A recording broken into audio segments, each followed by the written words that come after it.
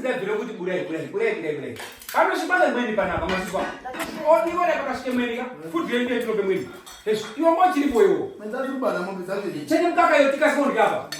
Tore food upa. Tore bantu food kapa. Oh, tore njira yako. Breva bantu. Breva. Tore food yako yo. Got.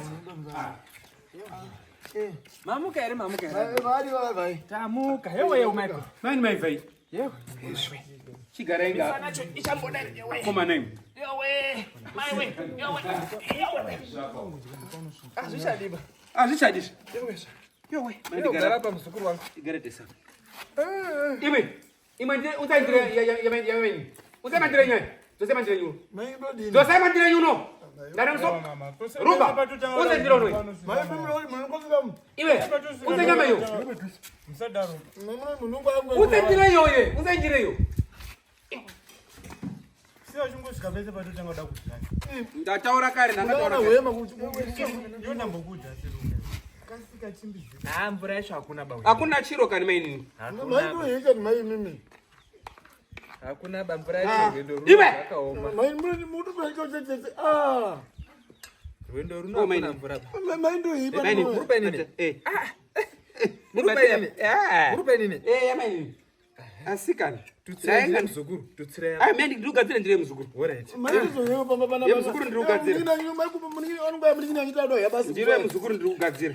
Zupa dini mvura yako mana we. Hakuna mvura Kana bakani. kuti makuna kuna. Oh, ipamkomako. Maitino yipa. Aiza zvidibe. Kana musikuda cheta chicheta imene. Ipaipa no.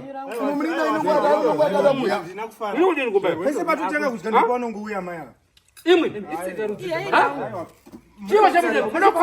Mono konfront muningi nongwe.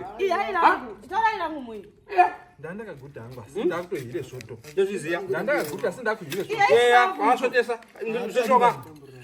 Ipaipa no ngoma kukuzizi apa. Ndikuri sindakutohire soto. Choni ngoma zizi chiwa. Ipaipa no.